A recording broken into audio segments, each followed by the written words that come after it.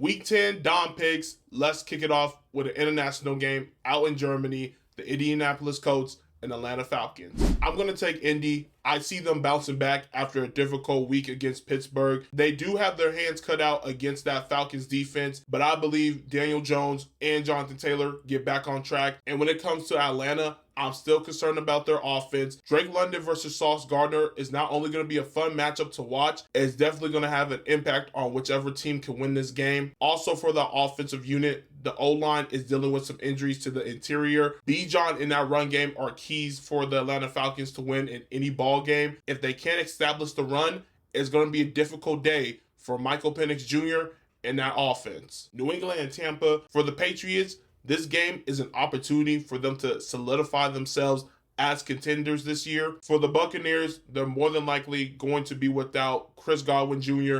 and Bucky Irvin once again. Two important pieces to that offense, and their offense over the last couple of weeks has seemed a bit pedestrian. It doesn't get much easier as that New England defense can't stifle the run game, and they have a lockdown corner in Christian Gonzalez. I'm going to lean with the Tampa Bay Buccaneers. Baker Mayfield is going to get back to the version of him we saw earlier this season. And on the other side of the ball, that Bucs defense is starting to get healthier. New England's offensive line have struggled to hold up in protection. Playing against a Todd Bowles defense, you can trust that he will send pressure at Drake May to force the young quarterback into some mistakes. Bills and Dolphins, I'm going to take Buffalo. There's too much drama on and off the field for Miami. Plus, they have inconsistent to poor play from not only Tua, but the whole entire team as a whole. And on the other side, the Bills are coming off of a good win against KC. Saints and Panthers, I'm going to take Carolina. The offensive unit looks much better when Bryce Young is starting. Their defense is also playing pretty well for the most part outside the Bills game a couple of weeks ago. And looking at this Saints organization, they are clearly in rebuild mode. Jacksonville and Houston, I'm going to take the upset. Give me the Texans. D'Amico Ryans in this squad understand that this is a must-win game,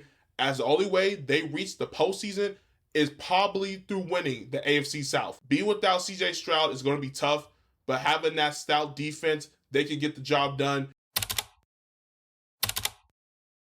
Browns and Jets, I'm taking Cleveland. The Jets franchise is under so much turmoil. They traded away two of their best defensive players, and they've already benched another great defensive player.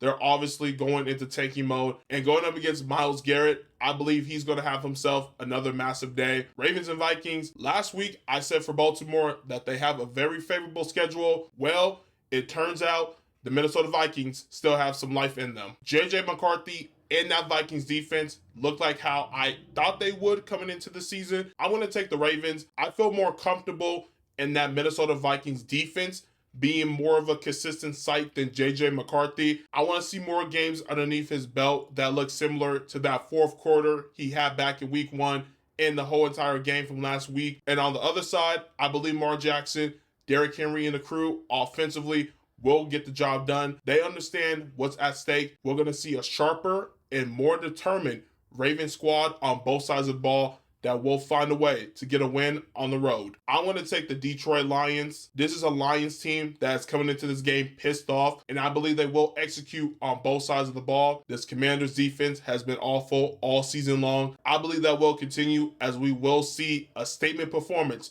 from that Detroit Lions offensive unit. Cardinals and Seahawks, I feel like this could be a trap game for Seattle. They're coming off of that dominating performance in prime time. They just added Shaheed. There's a ton of expectations now on this team, and the Cardinals are coming into this game with a ton of momentum. Jacoby Brissett looks legit as a starting quarterback in Arizona. I'm going to stick with the Hawks, though. Our defense is playing at an elite level right now, and offensively, Sam Darnold and JSN should be able to take advantage of this Cardinals secondary. Personally, this is my game of the week, Rams and 49ers. Last time these two teams met, the Rams beat themselves, in my opinion. That's not to take away anything that the Niners did. They played a hell of a game, and they put themselves in a position to win this game. But in the same breath, all the turnovers and poor execution in all three phases. Every single year, San Francisco are a thorn in the Rams' side. If anything, they're our kryptonite. This week, Puka is expected to play. He is dealing with a chest injury, but if he's good to go,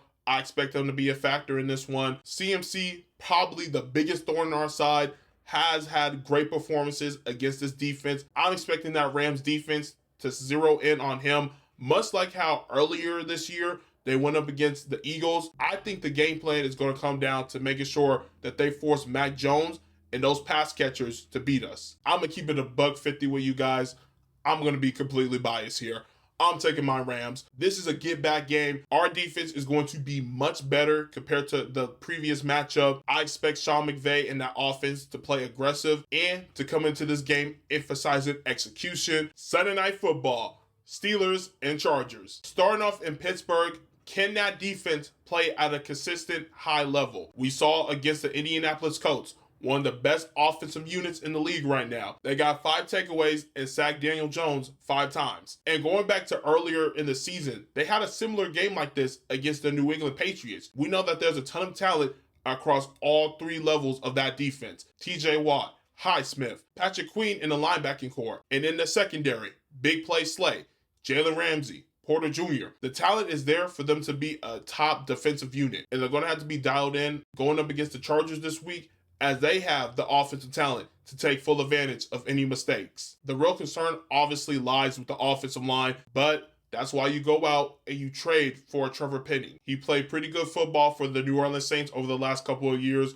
both at the guard and tackle position. I expect him to get the start at one of the tackle positions, considering we lost Joe Alt and Rashawn Slater for the entirety of the season. This is going to be a close game between 2 well-coached teams. I'm going to lean with the Chargers. Under Harbaugh, this team has performed much better in primetime. Although I am expecting Walt and Highsmith to cause us some trouble, I believe Justin Herbert and the crew can overcome that. Defensively is where we can win this game, as Khalil Mack and that defensive line can get after Aaron Rodgers. And finally, to wrap up Week 10 Dom picks, we have Monday Night Football, Eagles, and Packers. Throughout the course of the season so far, the Eagles have dealt with inconsistency from their passing game. In this matchup, Green Bay can not only affect them with their pass rush, but they've been a pretty good run defense. Now, last week, Rico Dowdle did run for $130 and 2 touchdowns, but I'm expecting this team to come back out sharper, understanding that against Saquon, before he went on his bye, he had his best game of the year. Another reason for why I'm leaning with Green Bay is because that defense, although adding Jair Alexander